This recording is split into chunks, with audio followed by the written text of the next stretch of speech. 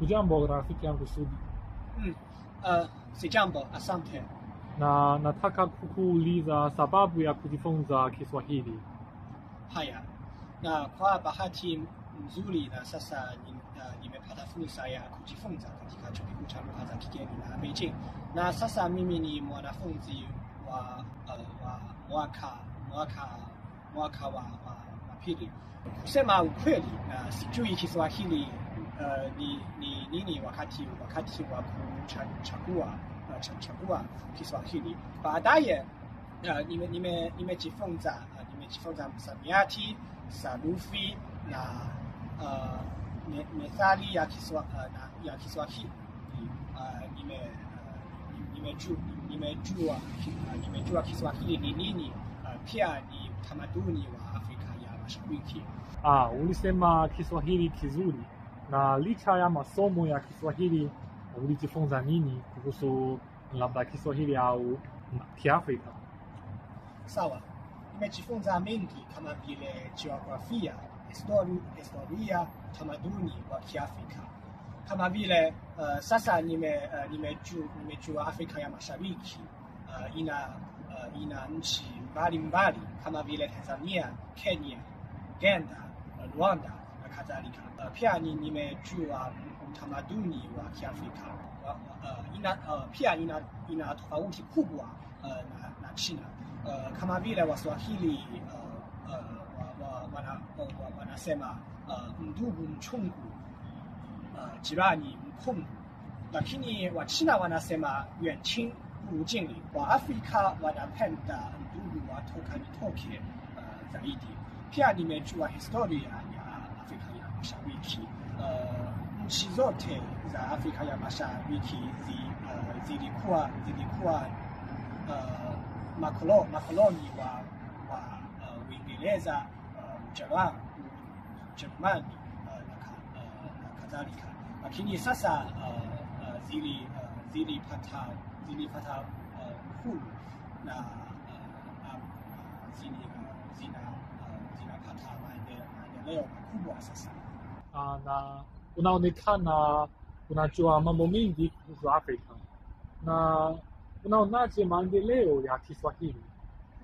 Umoja wa Mataifa uliasisiwa siku ya Kiswahili kila mwaka mwezi wa 7, tarehe 7 mwezi wa 7. Na nafikiri iko siku Kiswahili kitakuwa lugha ya Umoja wa Mataifa. Nafikiri. Asante kwa msaada yako na kwa heri Sudi. Kwa heri. Ujambo, mimi naitwa Pamela, natokea Kenya na niko hapa kuzungumzia kuhusu maisha yangu kule Uchina.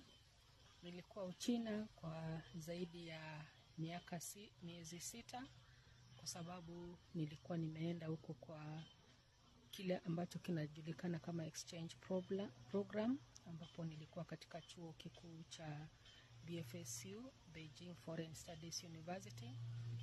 Na nilienda huko kwa ajili ya kuwafundisha wanafunzi lugha ya Kiswahili, kuweza kushirikiana nao na hata kuwapatia tu ile hisia za kuwa na mtu ambaye anazungumza Kiswahili na ambaye ametoka mahali ambapo Kiswahili kinazungumzwa. Kwa hivyo niliishi pale nikifundisha lugha ya Kiswahili kwa wanafunzi wa mwaka wa 4, mwaka wa kwanza na vile vile masters. Na tajriba yangu katika nchi hiyo ninaweza kusema kwamba ilikuwa nzuri kwa sababu niliweza kuingiliana na wanafunzi kwa ambavyo wengi hasa wa mwaka wa 4 walikuwa wamejifunza lugha ya Kiswahili na tuliweza kuwasiliana kwa njia nzuri.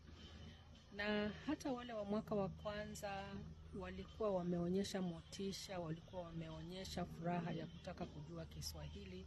Kwa hivyo muda mwingi nilikuwa ninazungumza lugha ya Kiswahili na hawa wanafunzi.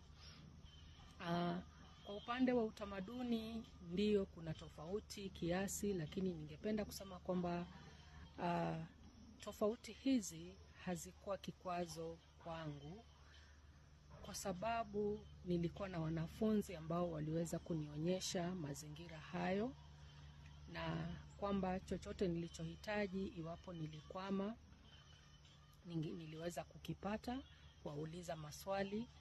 Na pia maendeleo ya teknolojia yamechangia sana.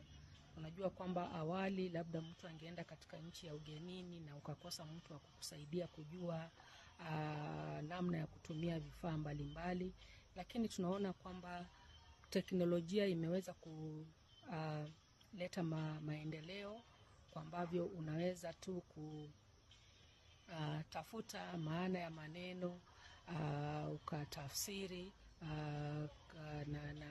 na ukapata namna ya kutumia kifaa fulani, au ukajua kitu fulani kinahusu nini. Kwa hivyo hayo mambo hayakuwa magumu. Upande wa utamaduni wa vyakula ni kwamba hamna tofauti kubwa kati ya nchi ya China na Afrika, hasa Kenya, kwa sababu vyakula vingi ambavyo vinapatikana Kenya vinapatikana pia Uchina, hasa mboga, nyama na kadhalika. Na ladha ya vyakula hivi si tofauti kama inavyoonekana katika mabara mengine. Kwa hivyo maisha yangu Uchina yalikuwa ni mazuri, na niliweza kuwafundisha hao wanafunzi, na baadhi wakawa wameonyesha hamu ya kutaka kuja Kenya, na ninawakaribisha ili waweze kuja kujumuika na Wakenya, waweze kujua utamaduni wa Wakenya, na waweze kujua namna ambavyo watu wanavyoishi nchini Kenya. Kwa hivyo vile vile nilipata kupata wanataaluma wengine ambao wanazungumza Kiswahili. Kwa mfano, idara ilikuwa na walimu wa Kiswahili, na mwisho wakati ambapo tulikuwa tunatahini wanafunzi, tuliweza kujumuika na Wachina wengi ambao wanazungumza lugha ya Kiswahili. Kwa hivyo nadhani lugha ya Kiswahili nchini China inaendelea kukua, na itaendelea kusambaa, kwa ambavyo kuna mawasiliano na ushirikiano baina ya nchi ya Kenya na Uchina. Na natumai kwamba jambo hili litaweza pia kubainika katika mji wa Beijing. Najua kule sehemu ya Uchina kusini kuna Waafrika wengi, kuna Wakenya wengi, lakini Beijing hakuna Wakenya wengi. Kwa hivyo wale wanaozungumza Kiswahili ni wale wachache tu ambao labda wameenda kusoma. Kwa ujumla hayo ndio ninaweza kusema kuhusiana na maisha yangu nilipokuwa Uchina. Asante sana.